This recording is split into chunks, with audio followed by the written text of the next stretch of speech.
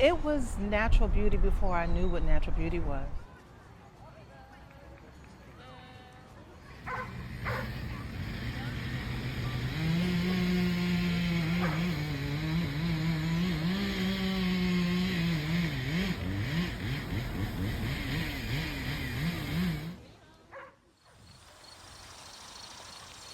Just very sad. They came in and felled a lot of trees and then began creating this 40-foot dirt mound upon which soccer pitches are going to eventually be placed. And to see that kind of destruction from this green, lush, verdant area to big piles of dirt and just fields of grass that had just been pulled up to expose soil, it's just been heartbreaking. And now that's all just being destroyed, and I don't think enough people realize how much destruction is happening. Come on this way, babe, because when you see it from the other side, it's really devastating. Like on this side, the trees, the growth, the gorgeous goldenrod coming into bloom, and then on this side, it's just heartbreaking. Until you're able to get this kind of close and you see the height of this whole thing, I don't think you get it.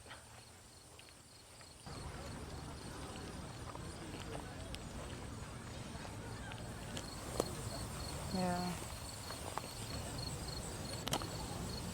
It's just really sad.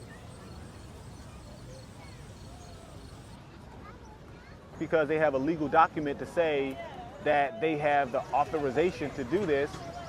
Just because it's legal don't make it right. To be honest, it's like a landmark to me. You know, it's like, it's a historical place to us. Like, we've been here for 40 years, you know. The best way to explain is like the Italian market to Italians. You know, like their ancestors been here for so long that they built that spot.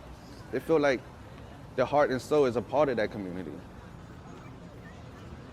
The point is, it's the history of that, you know, the grandmother was there. You know, she put her time, sweat, you know, and tears, you know, into the business. We bond with this park, you know. It's just, that's why, like I said, like it's hard to get rid of us because we've been here for so long. And then at the same time, we see so many different like nationalities come here too now. Like it makes us proud because like we was the first to actually set that, you know, the foundation to let people know like, hey, just come here too, you know. It's a really comfortable spot. It's welcome. Walking around, enjoy the nature around this park. It's just so special. When you come out over here, it's just you release all your black energy, your bad feeling. You come here just like you're sitting right now, and you know the water here, there's nothing with you. You feel good. Right. And then you say you're safe. It is safe. You believe me, when you go back home, you just like 100 things gonna. You don't know where it all came from. But when you're here at the market, you feel safe. I'm safe, I'm happy. Because everything is just like God here waiting for us. Right. Yes, like He lifting out, here's my child, you know, it's coming to me. Right. It's just like here, it's around here, it's just like, my God, all the angels and everything is live on this tree to help us. Culturally, you know, FDR Park, it's black to me. It's a black park, and we were always here. And I remember seeing us, you know, picnicking in the park, church picnics, swimming in the park. Black men used to be down here fishing in the park. These trees know their roots, but we don't. It just bothers me because when I did look and learn about the history of why FDR Park even became a park, it was because of development of neighborhoods in South Philly that they even developed this park. This guy who was a Quaker that I knew, a white guy whose family is Swedish, he was the one who took me into the Swedish Museum for the first time. And I walked around in there, it was after hours, and I learned a lot. Like I learned a lot about Swedish culture, but also the fact that this has been here all my life, and I never knew about it. No one took us on school trips there, and I went to school in South Philly. I went to camps in South Philly. No one talked about the American Swedish Museum to us, and I think it's just because it's like, what? Why would you waste your time talking to young black children about Swedish culture? But because we're shut out so much, that we are represented, not just Italians, you know, and not just people who have connections to people in the city, but like ground root people, people who care for the land, that they have a say in the development, because development in the mouth of a person who's just bottom line business and about making money, it's not about caring for the land, it's about how much profit I'm going to get after I change the look of this place.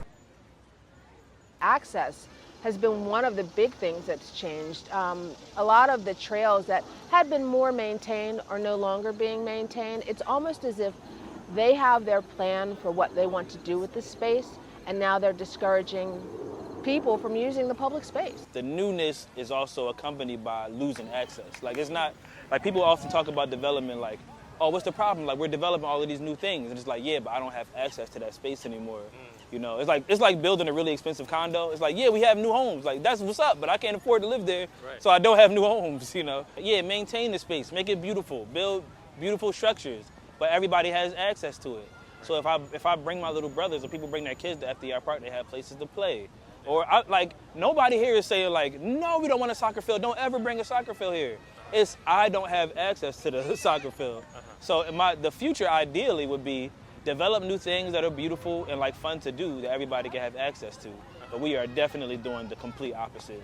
You know, if it is beautiful and it's nice and it's functional, you probably don't have access to it. That's pretty much how development work here, man. I think it's important to save the meadows because this is one of Philadelphia's largest open public spaces, and the public has a right to enjoy it. And we've also allied with some other groups like the Sunrise Movement here in Philadelphia, as well as UC Townhomes and other groups, even Save Chinatown and No Arenas in Chinatown, because they understand that, you know, when they come for us, they come for all of us.